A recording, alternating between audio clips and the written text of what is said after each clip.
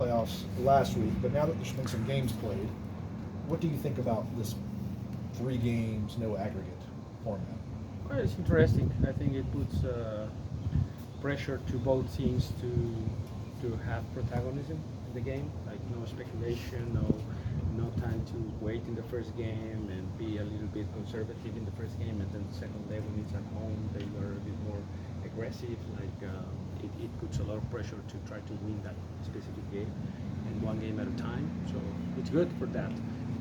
It's weird because now, for example, you see Kansas now with a good result there. Now they're back at home. Mm-hmm. It feels like now they have the advantage, Mm-hmm. right? So it is interesting, and we will try to play the same way, trying to go in for this game and trying to win this specific match. The goal scored is much higher than the regular season average of goals in a game. Why do you think that is? Don't know, like maybe because of that, because both teams are trying to be more aggressive. Both teams are trying to, when you concede 1 or 2 goals, then you have nothing to lose because it's not goal differential at the end. Yeah, so you have to go all in, trying to equalize. Maybe that puts another mindset on the players, and yeah, it's part of the format. We have to adapt and trying to pull it off. Do you have any theories as to why they adopted this format for this round of the playoffs? No. That's up to you guys. We just play with the rules that are provided, and which is okay. I mean, I think we're trying to find the best way to put all the parts in football in America in the same path. I understand the needs for TV. I understand the needs for owners. They want a home game. I understand, the football has its own needs. The fans, needs or demands on spectacular games in playoffs. So I think MLS is trying to look for the best format moving forward, and I think they've done a pretty good job. I remember those days with Sounders when we were playing just home and away, and it was good, it was spectacular. Last couple of years was one game, it was spectacular as well. Now we're in this format, which is kind of a hybrid, 3 games in the first round, then knockout stages. It's good. We're looking our way as a league, and I'm excited about it. Any chance that Saba is played in the Almada role on Wednesday?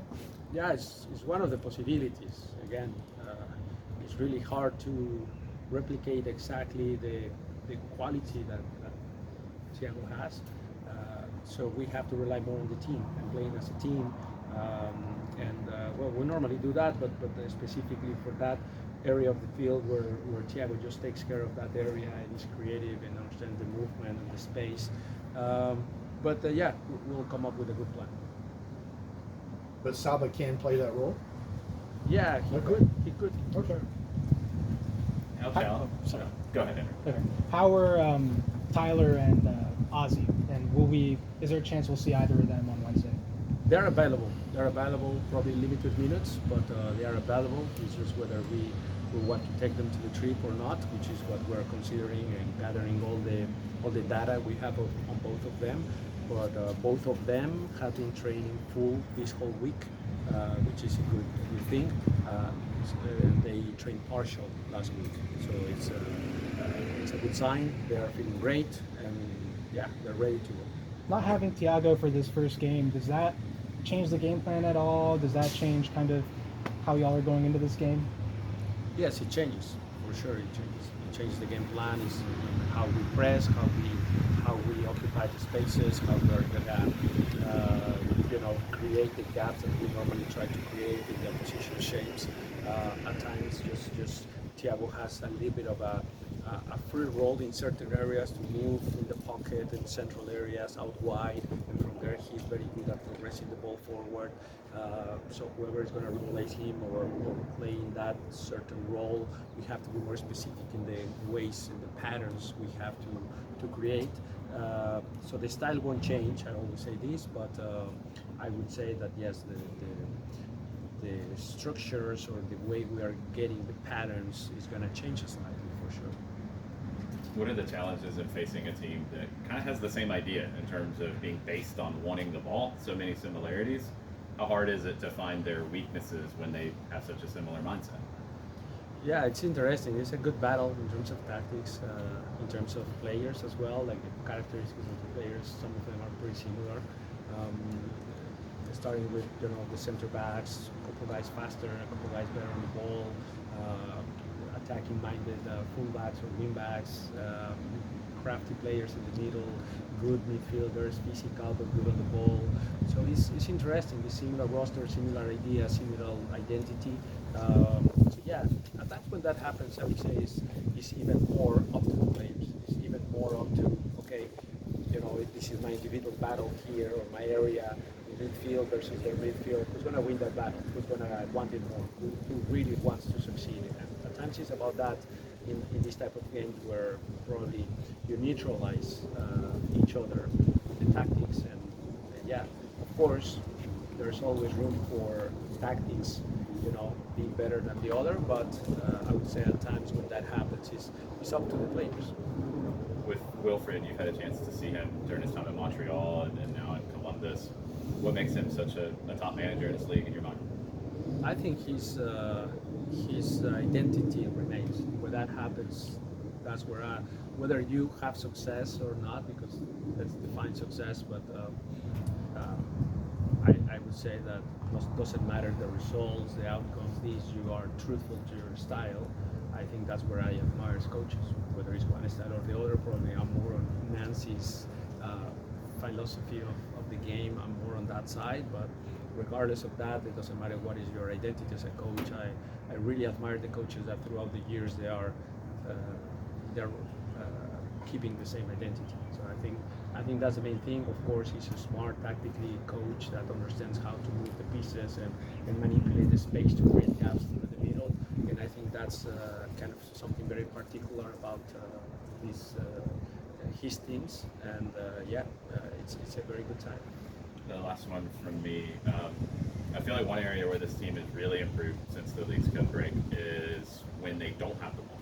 And I know you want the ball, and I know everything's based on having the ball. But we saw it in Cincinnati playing with 10. It feels like this team has definitely improved how they play without the ball. And in a series like this, both teams want it. Somebody's not going to have it. How comfortable do you feel in your group without the ball?